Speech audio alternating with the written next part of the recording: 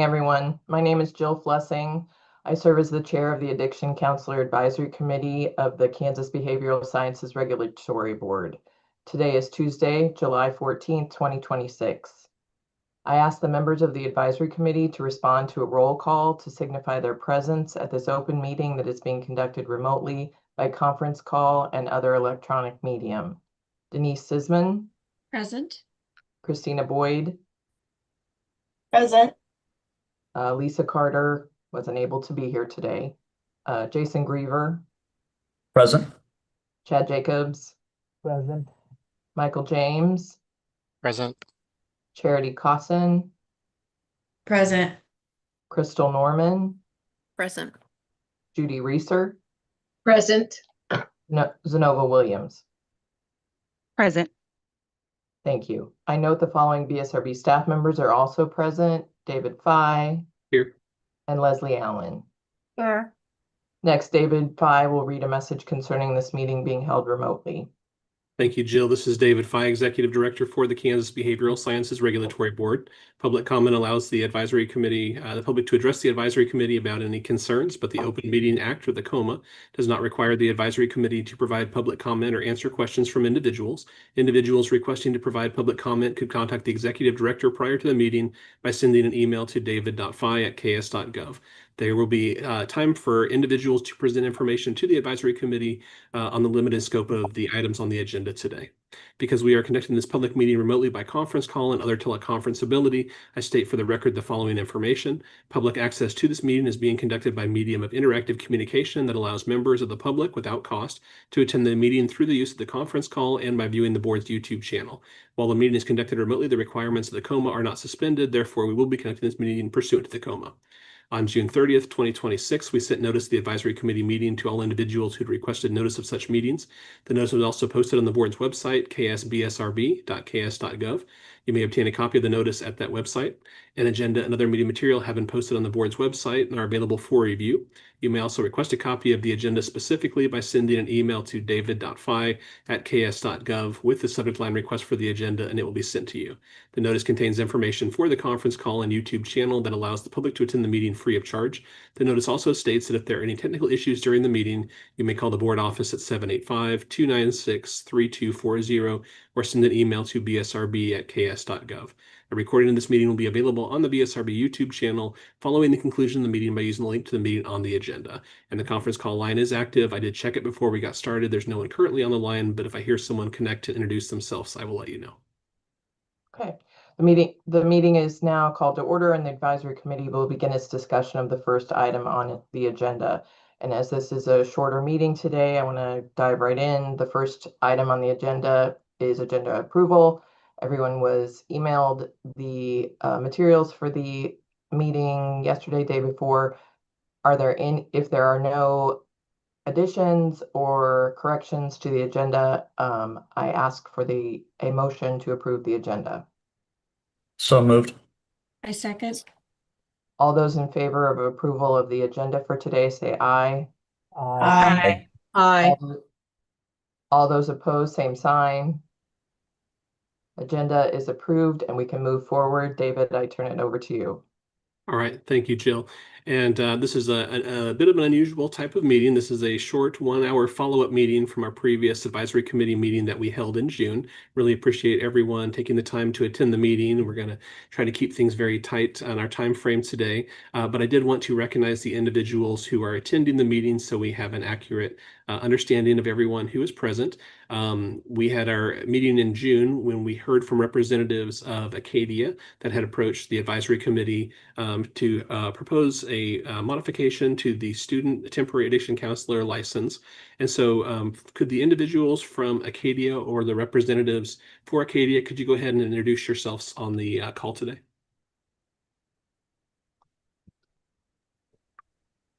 I can go ahead and get us teed up here. My name is Erin Donahue. I am the Regional Director overseeing our Wichita Comprehensive Treatment Center facility in Wichita, Kansas. Very happy to be here, and thank you again for the opportunity to collaborate. And I will pass it over to Travis. Good morning. My name is Travis Lowe, the contract lobbyist from Braden Hyderlow & Associates, representing Acadia Healthcare. Thank you. Great, thank you. Any other individuals from Acadia who are present today? Hi, David. This is Dan Pearson. I'm the Regional Vice President with Acadia. So I work with Aaron and Travis. Great to be here. Thanks for everyone's time. Thank you. Any other individuals from Acadia? Okay. Well, I did want to recognize legal counsel for the BSRB board is present, and that is Tim Resner. I also understand that there are some representatives from the Kansas Association of Addiction Professionals, CAP, and so I wanted to go ahead and open it up for any individuals from CAP. If you could go ahead and introduce yourselves. Good morning, David. Stephen Kearney. I'm the executive director with CAP, and Melissa Flashbarth is here with me. One of our colleagues in our firm. We do the management and lobbying for that group. Well, great. Well, thank you for attending today. Appreciate that. Any other individuals who are here with CAP or speaking for CAP? Good morning. It's Deb Stidham. I'm currently retired, but also a CAP member. Okay, great. Okay, and I also understand that there are individuals here from the Kansas Department for Aging and Disability Services. Scott or other any individuals, did you want to go ahead and introduce yourselves? Yeah, this is Scott Engelmeyer. I'm Governmental Affairs Manager with KDADS. Great. And I know at the last meeting, there were representatives from the Board of Nursing who were presenting information on the mental health technician program. I know they may not have been able to attend today, but if there's any individuals here from the Board of Nursing, feel free to introduce yourself.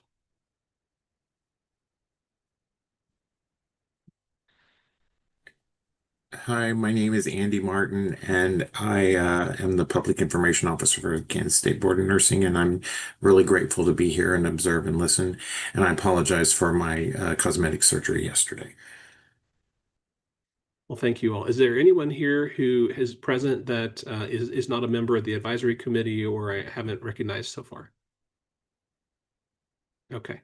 Well, thank you all for attending. Really appreciate everything coming together here.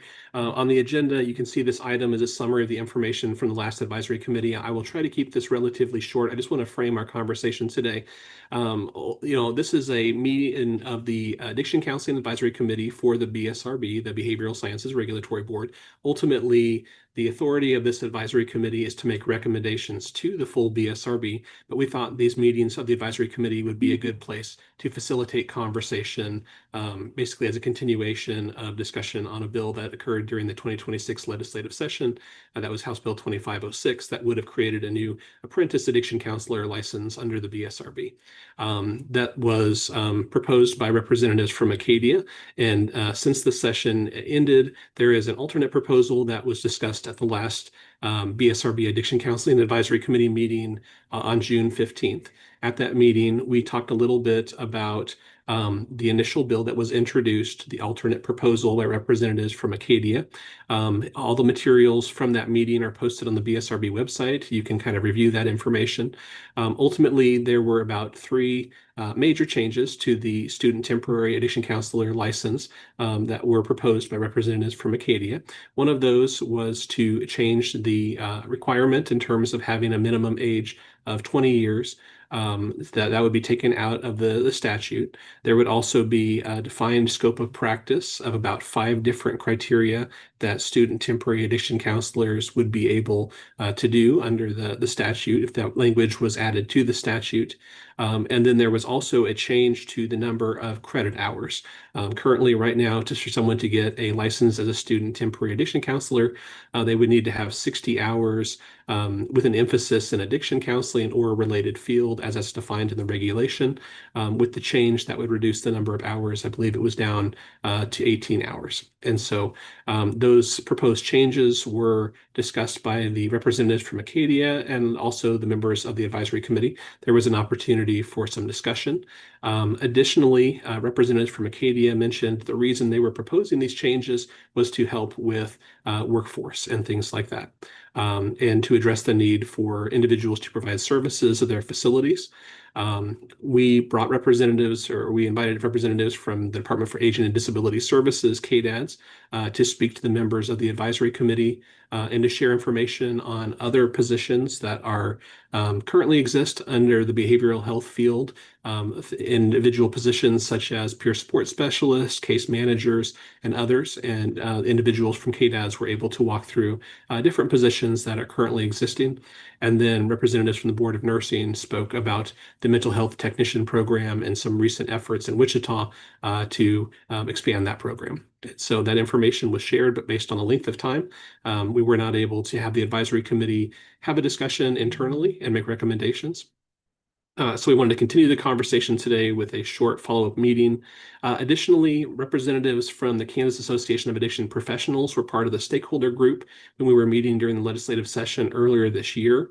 We wanted to provide an opportunity for representatives from CAP to also speak to the advisory committee today. And so Deb Stidham had reached out offering to provide some information to the advisory committee. And so that is listed as the next topic on the agenda. I did want to make sure you all saw there were 2 documents that I went ahead and sent out this morning from Ms. Stidham, and those are posted on the BSRB website, and those are available for anyone to access. But I want to make sure that you notice those as well. And so ultimately, what we want to have happen right now is for there to be a presentation of information by representatives from CAP, and then have an opportunity for questions or further discussions about the topics from the previous meeting. And then ultimately, what we will need to do is sort of transition back to the role of the advisory committee, and that is to discuss things as an advisory committee for the board of the BSRB. And then the advisory committee will have the ability to decide if they would like to make recommendations to the full BSRB board. And then those recommendations, if there are recommendations, would be considered by the BSRB board at the next full board meeting on Monday, July 20th. So just kind of wanted to provide a little rundown there and a quick summary of different things from the last meeting. We hope that this process is going to be really beneficial. We understand the needs in terms of workforce solutions from Acadia, and hope that bringing everybody together will aid to a productive conversation today too. So I'll turn it over to Deb Stidham, and Deb, please feel free to present information to the advisory committee. All right. Thank you, David. I appreciate the opportunity. So Deb Stidham, I'm going to actually use my own kind of bio, if you will, my history with the field as a way of telling this story. I think it's important for members of the committee to kind of know where we've been with addiction counselor licensing. It's been a very long journey, and my particular part in all of this started 41 years ago in 1985 when I fresh out of college, master's degree in counseling, and got hired by an alcohol and drug treatment facility to do counseling. And I learned very quickly that I didn't know anything. Even though I had been trained as a counselor, I had the foggiest idea what it meant to treat folks with addictions. Furthermore, the people around me, they didn't have degrees. I mean, I think only the supervisor or the director had a degree. So I was kind of an outlier, kind of met with suspicion. And a lot of recovering people then were part of the workforce, which was great. They taught me a lot. But by 93, KDADS, which was then SRS, managed to get into law that they could establish minimum requirements for those working in treatment centers in their licensed facilities. So clear back in 93, there was a need to do that, right? That there was some sort of gap. And sometime in the 90s, there was registration for alcohol and drug counselors that was administered by the BSRB. So we had those parallel processes going on. So KDADS was SRS established that there needed to be 18 credit hours, that folks needed to have those credit hours in addiction-specific coursework to be a counselor, basically. And what was interesting was it didn't take too long for that to raise to 27. Now, I should say, kind of to everyone's benefit, including my own, colleges and universities prior to that time, really anywhere, were not offering addiction-specific coursework. It was very rare for you to get any classes in how to treat this disorder. But so the colleges and universities approached the state, and it was a really interesting, good partnership. And I learned later kind of a unique one for Kansas. Most states and colleges and universities don't work together, at least for addictions, as closely as Kansas did. And those 18 hours were raised to 27. And that was as a result of provider feedback and college and university feedback saying, you know what, 18 is just not enough. And an attempt to become, ever professionalized, those 27 hours now needed to be accompanied by an associate's level degree. So at that time, we've had different versions of it. We had a counselor in training version. We had a counselor assistant version. Those were attempts to keep people in the pipeline. People already in school, people already doing what they needed to do so they'd still have employment. That particular level, though, was fraught with problems. It was difficult to monitor that people were completing. And of course, at that time, too, which is part of the reason we went for licensures, the state really didn't have the teeth to monitor these people effectively or to, remove their certification even, which would, of course, would affect their livelihood. So there was just a lot of problems with that level, even though it was done with good intent. So then fast forward to 2010, we have passage of the Addiction Counselor Act. Now, that was done with an incredible amount of stakeholder input. This was provider driven.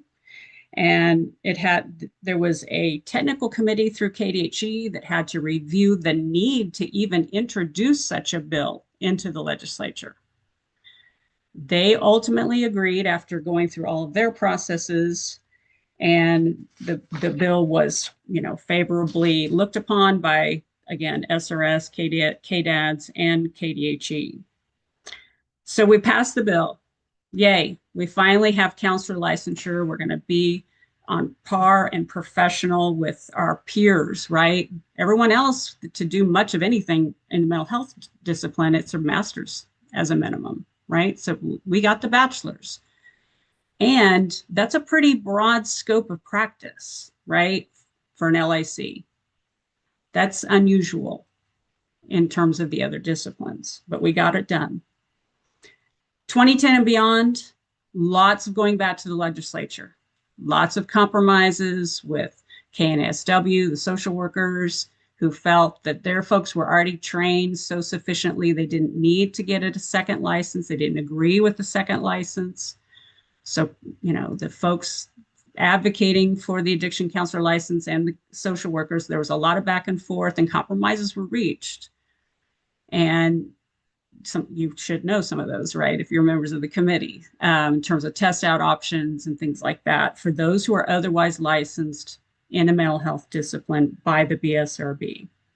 That's been going pretty well. A lot of providers disagreed with that decision. They felt like those people still didn't have the education they needed to come in, even though they passed the competency test.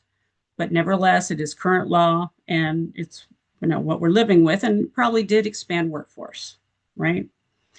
So, and I should mention again that not only was I employed by the state of Kansas from 2000 to 2011, I was also appointed to the advisory committee soon after the bill was passed, and then I was appointed to the board to represent addiction counselors in 2015. So that's what I meant by a front row seat to this entire journey.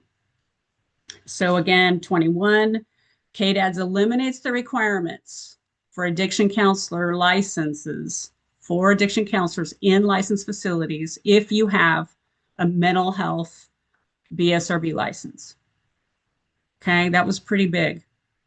But they did require that providers establish some level of basic competency training for those people. That policy, it's not in law, stands today. Then we got student temporary addiction counselor licensure passed. I think that was in 23. And this was requested from providers to attract students into the field who were already pursuing degrees in related mental health fields. So there was a lot of debate about what the minimum should be. So as policymakers and advocates, I think we just need to ask ourselves, what problem are we trying to solve here by lowering the standards anymore? I don't think there's any question that folks with addictions are presenting with increasingly more complex issues. Reducing the number of hours required to obtain a temporary license could negatively impact client care. So as a result of the last meeting of the Kansas Association of Addiction Professionals, our consensus was we don't agree with reducing it even further. It's just not necessary or desirable. In fact, what we did decide was, in hindsight, the 60 hours probably should have included some addiction-specific coursework as a minimum. I know why we didn't do that. We were trying to be as broad as possible. We were trying to attract people already pursuing perhaps mental health licenses, which is probably still the most popular route to go because there's more money in it. But I think the other thing I know the BSRB should not be concerned with reimbursement, but my understanding is reimbursement and anything other than a residential level for this level of care is difficult. Sorry, for this level of license is difficult. Excuse me. So I think just to sum it up, we don't agree. We also don't agree with removing the minimum age requirement. Having sat through hours of discussion personally with different boards and committees about age requirements, it is important to have one. I think we landed on a good age at 20 because we want people to have a basic level of maturity to do this work. So that really concludes what I came to say. I do appreciate your time, and I'll be happy to answer any questions.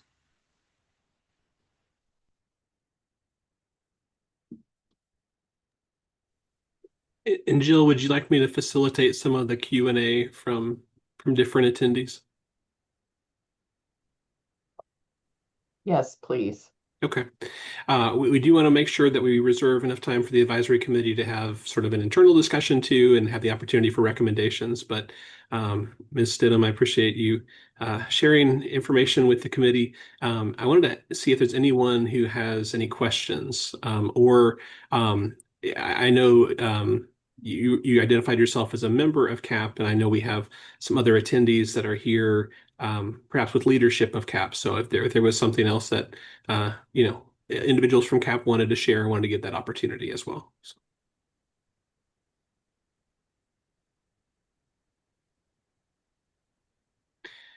Well, if there's no questions specifically on that, I know that since the last meeting, probably individuals who attended had the opportunity to review the proposed changes to the statute from representatives from Acadia, and you had an opportunity to kind of look through those and to think about them. And so I did want to allow any of the stakeholders the opportunity to ask some additional questions. I know one of the questions that I had posed to representatives from KDADS, and I know this is maybe a complicated item to find quickly, but Travis or Aaron, when I was looking at the proposed scope of practice, it's very specific in terms of some of the responsibilities, and I was curious if maybe one of the reasons why it was so specific was if it was, targeting potentially reimbursable services, either in Kansas or other states. I wasn't sure if that was part of the reason for the specificity, but I thought I would see if you could share more information on that. Yeah, I can chime in on that, David. I think our main intent with including the scope of practice is really that piece on meriting the public's trust in the license type. So identifying their allowable scope, making sure that they maintain that scope and that there would be an appropriate channel for accountability and following up through supervision. Really just wanted to outline it as far as, meriting public trust. Reimbursement is a piece of it as well, but I think first and foremost, it was just making sure that we have a safeguard and guardrails in place. David, and this is, if I could add as well, this is Travis Slow representing Acadia. The proposed scope that we put in our modified proposal that this group reviewed on June 15th, 2026 was literally taken from other states. So It is specific. Of course, we recognize this process, this meeting here, subsequent meetings with the BSRB, then ultimately discussions with the state legislature. It's a work in progress. It can be massaged, negotiated, but this was really kind of copied and pasted from several other states. I guess I do have a question too, sir, and maybe for Deb or the representatives of CAP. We appreciate the feedback as it relates to the age and the coursework. Was there any feedback about the proposal to add a scope of services to this specific piece of statute? I don't know that we had time to get into a lot of discussion. What I recall is that we couldn't really see how the listed scope was really any different than what the scope is now for basically an LIC. Like, in your mind, did you like eliminate something because of that whole public trust? Like, well, if we eliminate this part, then we're showing that they don't have as much scope as what they would have. Admittingly, House Bill 2506 had what we believe be more substantial specified scope of services, what's in there.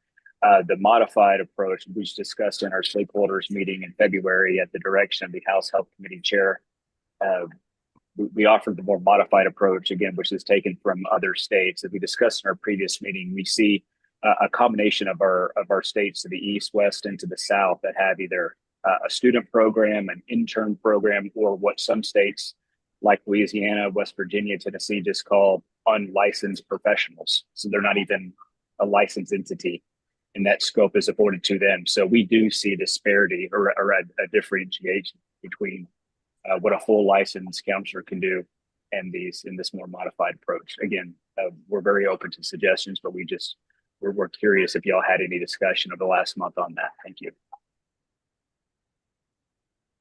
No, just time constraints did not allow for a full fleshing out. Again, what I recall was folks not really seeing how what's listed here is any different than what a counselor normally does.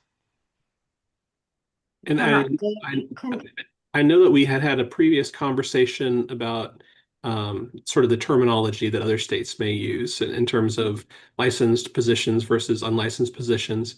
And I think that's probably what Leslie Allen, the Assistant Director and Licensing Manager for the BSRB, was wanting to talk about. So Leslie, do you want to share a little bit information about your research into other states? Yes, specifically, I looked at Louisiana in depth, and the language that allows unlicensed practice is a facility document. It is not the licensure board for addiction counseling. While they do not hold a license, the people that work as unlicensed people in those facilities do have credentials. They're getting credentialed, or they're getting certified, or they're doing something. They aren't just people off the street with no education, training, or experience. They're usually working on hours to move into a higher credential. Aaron, I saw your hand was up. Do you have a question or response? Yeah, just appreciate that insight from Leslie and have a follow-up question. Deb, you spoke to some of the inherent challenges. It was fraught with problems when there was a counselor in training and a counselor assistant program. And from what I heard, that was regulated from a facility level. So just wondered if you could share a little bit more about some of those problems. Sure. I think, I mean, obviously licensure with the BSRB takes care of some of them, and that's one of the reasons why we pursued it, I think, so vigorously, was that there would be teeth in law to basically remove a credential or a license if need be. I think the other thing, because again, I was, front and center, I was chairing the advisory committee. I was part of the BSRB board when the student temporary was created and then ultimately passed. And so there was a lot of compromises then about the minimum of the 60 hours, being partly because the longer you drag it out, right? So if you're allowing someone with 18 hours to just get started, these people might be working part-time, going to school part-time, right? So this could take years and years to get to full licensure. And so by requiring that they be halfway in, halfway done, we felt like was giving folks a running start and would also have some assurance that they were going to continue. So I think that's the biggest problem. So is that now if it's 18 hours, then you've just got that many more hours and that much more time potentially that they are operating in this kind of temporary manner. We wanted to minimize the amount of time that someone was a temporary license.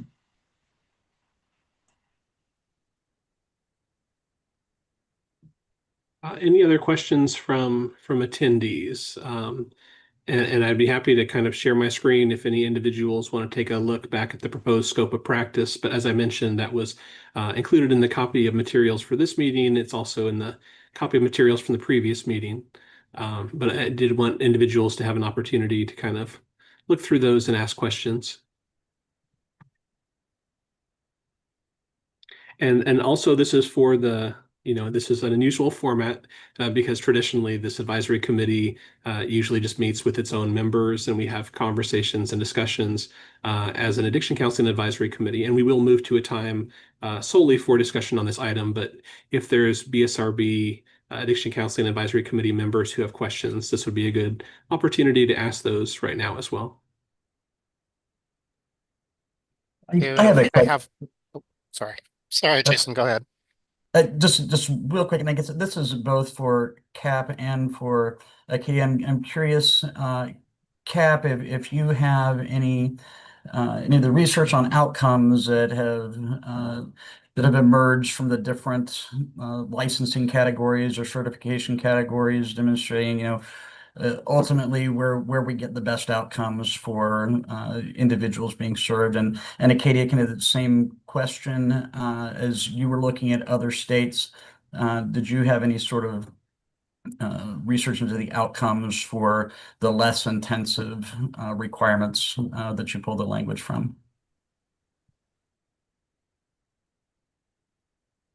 So I know you asked that of members of CAP and then also members of Acadia. Maybe we can turn it over to CAP first and then have an opportunity for members from Acadia. So and if members of CAP don't have that information, that's fine too. But if there are members of CAP that have that, feel free to offer that up. Yeah, I'm not aware of any outcome research. It could exist, and it hasn't come across kind of my desk. I think when I think about what's the evidence and what's the data happened all along the process as we attempted to move. I mean, if it would have been just fine, I mean, I think we can all agree it would have been cheaper and easier to keep it at 27 hours, right? But that is not what our observational data about what was needed would happen. And I know we're not talking about changing, the licensure requirements. I'm just making that as part of the evidence of how it was kind of a big deal to get the student temporary at 60 credit hours. I mean, that honestly, I didn't know if it was going to pass. I was semi surprised it did. In hindsight, I wish we would have built in that they had to have at least a course or 2 or 3 in addiction specific as part of that 60. So, but that's just my opinion. That's all I got. And I can piggyback off Deb just on our side as Acadia. Biggest thing I would speak to as far as outcomes is patient access. Back in 2023, we had to go on an admission hold for about 5 months, and we were not able to admit patients who actively had opioid use disorder, which, as you know, is a huge risk in the state. We've still got about 350 overdoses per year in Kansas. Of course, overdoses are declining, but we believe that's because patients are actually accessing treatment. They're getting resources, they're getting access to Narcan, to treatment. So that's what we really saw as far as outcome for Kansas. As far as outcomes across this the state or across several states. In Acadia, we do have several states that do offer 18 credits, maybe 20 credits of just addiction specific coursework being the requirement to enter the field. So I don't know if there's any appetite for that discussion of removing a degree altogether and just including a requirement for addiction coursework. But we do see that model currently in Georgia, Iowa, Idaho, North Carolina, Pennsylvania, South Dakota, and West Virginia. All models where clinicians can enter the field with just addiction coursework, not necessarily a degree. So just wanted to paint that picture. It is happening in other states. To my knowledge, we haven't seen adverse outcomes, but I could look for more statistics on that as well. But really our main focus here is just expanding the workforce so that we can treat more patients in need.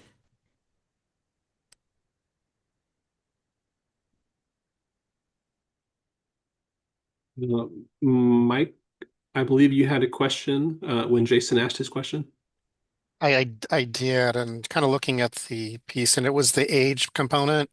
I think there should be some age component because students now are coming out of high school with associate degrees.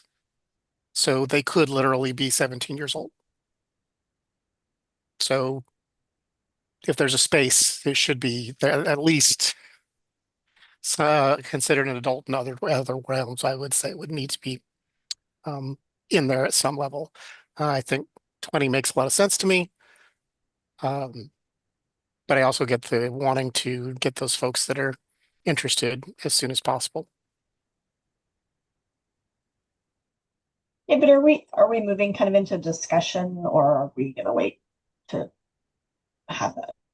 We were getting close. It's about 15, and we have to really stop the meeting at 10 based on availability of members. So I did want to allow a little bit of time for the other attendees to kind of have a conversation, and definitely wanted to collect some more input if people had thoughts about what we talked about last time. But I think now, given the time, it's probably a good idea to switch to sort of on the agenda. The next item would be the old business, and that is the discussion by advisory committee members on possible recommendations. So, Jill, I'll turn it back over to you as chair of the advisory committee.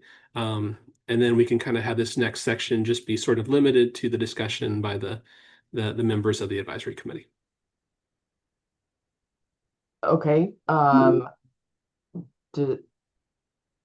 I'm not sure what that means. I realize the next item for on the agenda is old business, is discussion from the advisory committee members on possible recommendations to the board, but I think we need to have more of a frank discussion among the committee members before we do that.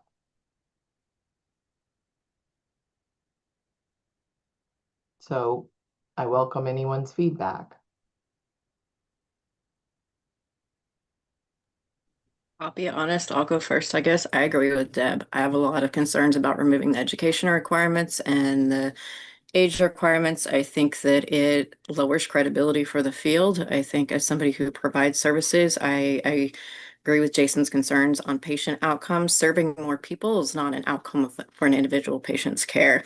So I would not, as a person out in the community, I would have significant trust issues knowing I was going to a provider who was 18 years old and no education for my chance of recovery. I would be really upset as somebody out in the community.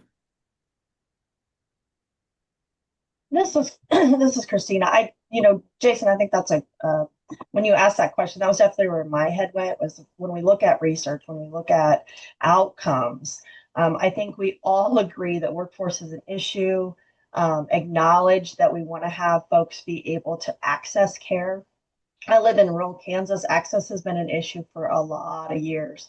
But when I started to kind of dig into some of that, not specific to Kansas, and just to add that as a caveat, but one of the things I was seeing across a lot of research is that it's not just about walking through the door and receiving a service, it is about the quality of the service. One of the articles, and I did send these to Dave and he can share that to others, but the problems, there are barriers that have been identified.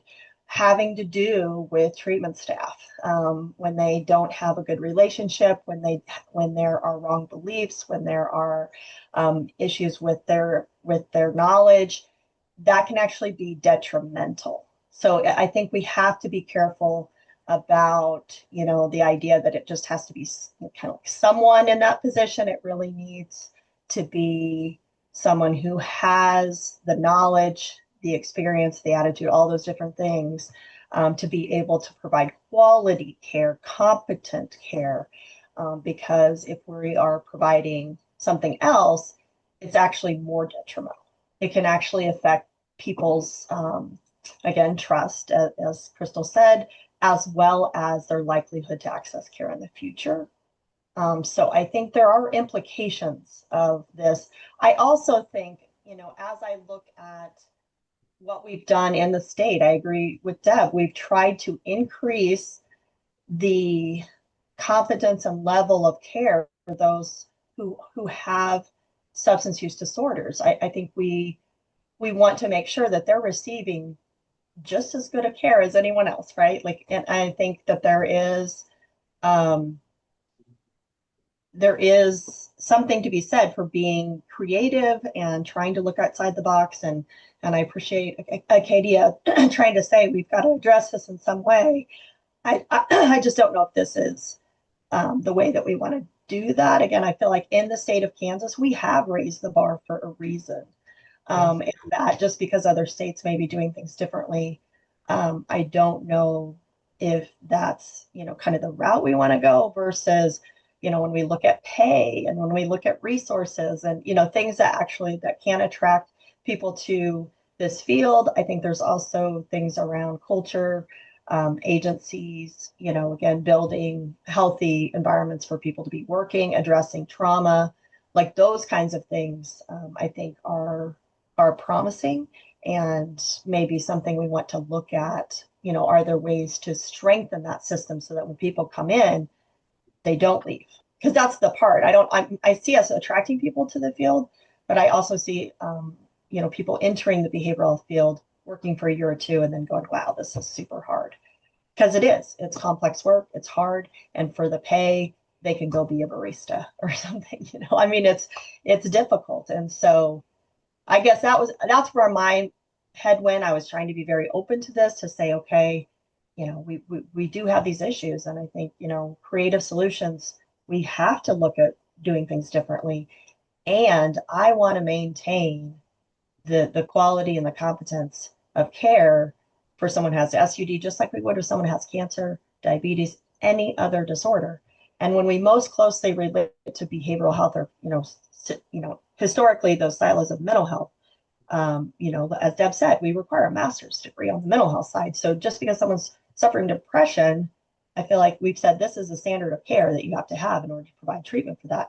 Why aren't we? I mean, I would even say, why aren't we saying that needs to be the same for someone who has an SUD, possibly?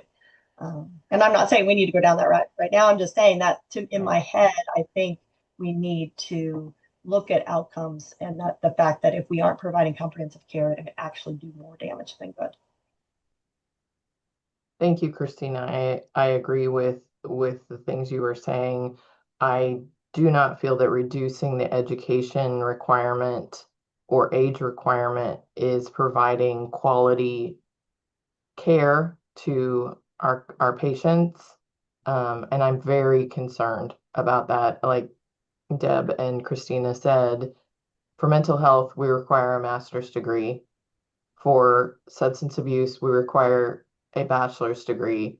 To go down further seems to not merit the public trust, to not provide quality care. And it's very concerning to me. And like Mike said, kids come out of high school with an associate's degree at 17. I work with college students. I see that on a regular basis. I'm not sure maturity wise, those folks are ready to go into a substance abuse treatment facility to provide care to other adults. I wonder, Zenova, Jason, if you had thoughts, or anyone else. I This is Charity. I have some thoughts. I have some thoughts on a lot of different aspects of it. I was licensed around the time that in 2010, 2011, where we were grandfathered in as associates counselors. And I just know the difficulties I faced at that time. And I was not young. I mean, a little young, but not too young. And I watched kind of the changes as we've gone over the years, the difficulties we faced, professionalism to this field. I've seen counselors that were grandfathered in with just their associates and just their level of ethics and professionalism and things like that. So that's one aspect of it. But then I've also worked with a student counselor who Deb kind of made the point. If we start them at 18 hours, we're already running out of time. So my student counselor had her 60 hours and she has been in school actively. And we did have to apply for an extension of additional 2 years because though she was in school part-time, she still needed some extra time to finish up. So that's going to be almost 4 years while she's working on this student counselor license. And though she is doing a very great job, she needed more time. So I can't even imagine how long she'd need if she only had that 18 hours starting out. But also, I think Christina said, this is hard work. This is hard work for, just even thinking of being a clinician and the secondhand trauma, the stories we hear, the things that take a level of maturity to come alongside some of these women and men. I only work with women, that's why I say women, who have experienced some real life things. And you just have to think of, yeah, definitely a level of maturity. I think the age limit of 20, I think that's spot on. Um, I have a real fear in dropping it from 60 hours. I think that there's a reason that we've gone in the direction we've gone. And I commend Kansas for being one of the harder states to do this hard work.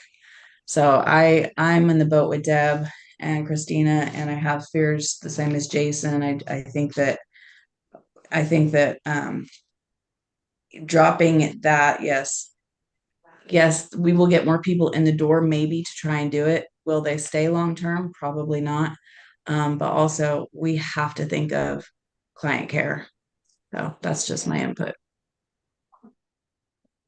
Yeah, I would say that I agree with the BSRB board members in that, and definitely reiterating, as I said, this last meeting as well, is that we absolutely are seeing students coming in they can earn college credits. So high school students are coming in with college credits. And so that would be something that would be concerning. Also, because we aren't requiring specific courses within that 60 hours, things like ethical concerns, we can't regulate that. They may or may not understand all the ethical requirements for confidentiality and just how to access information or not access information, especially if they are working in smaller towns where they may encounter people that they know. And so that would be, a problem if we can't regulate that in some way. But I think my question is, I guess, how much can we advise or to change this thing? Because I guess it went through legislation, so we kind of like have to go with it, or like how do we modify, or what extent to what's our extent to what we can modify or ask or change of this? Yeah, that's all. I'll go ahead and answer that question. So from a technical perspective, the authority of this group, the advisory committee, is to make recommendations to the BSRB board. As a board, the BSRB could make a recommendation to request introduction of legislation that would change a statute, but the existing language that has the guidelines or the structure for the student temporary license is in law. So to change anything to do with that would call for a new bill to be introduced that would change the statute. Otherwise, it would have to go before the legislature. It would go through the hearing process, and then it would need to be signed into law for anything to change with the existing framework. David, do you think that the advisory committee members are at a place where we feel like we could make a recommendation to the board, or do we feel that it needs more discussion? I think we're almost at that time, so I think it'd be appropriate to ask the members if they have a recommendation to the board. So I think I'll turn it back over to you. Okay, everyone, do we have, as a committee, a recommendation on this issue to the BSRB board?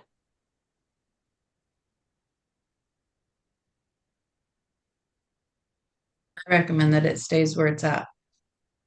Okay. Anyone? I agree. Yeah. Okay. I would agree with that. David, is this something that we would need to take a vote?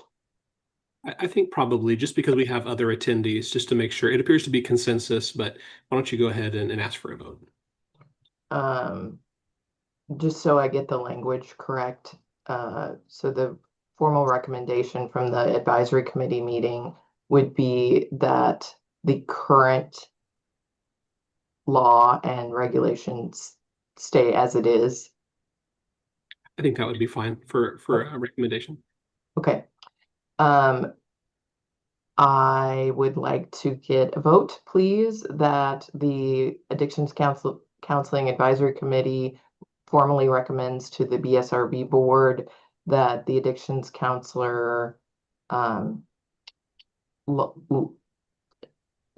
language remain the same and no changes be made at this time. And just, Jill, for clarity, that's concerning the student temporary license. Concerning the student temporary license. I'll vote that it remains the same. Is there a second? I second. Okay, all those in favor say aye. Aye. Aye. All those opposed, same sign.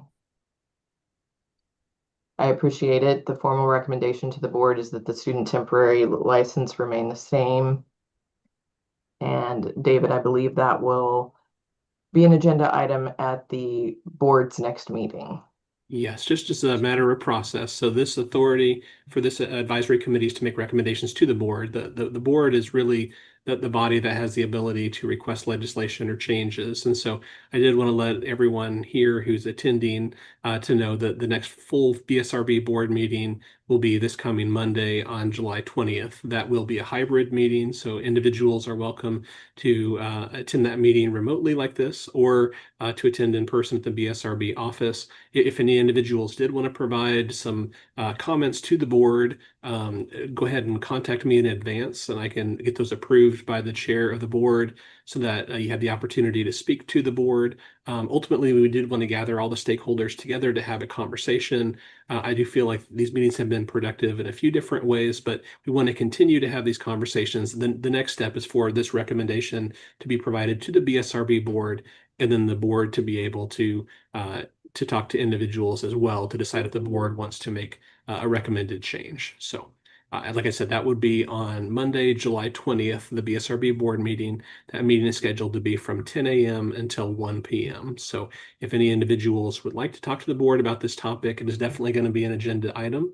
And we would encourage you to just go ahead and reach out to me, and then I can talk to the chair of the board to get individuals approved to speak directly to the board on this topic. I appreciate everyone's time this morning and wisdom and experience. The next item is the adjournment. Could I get a motion to adjourn the meeting? So moved. Second? A second.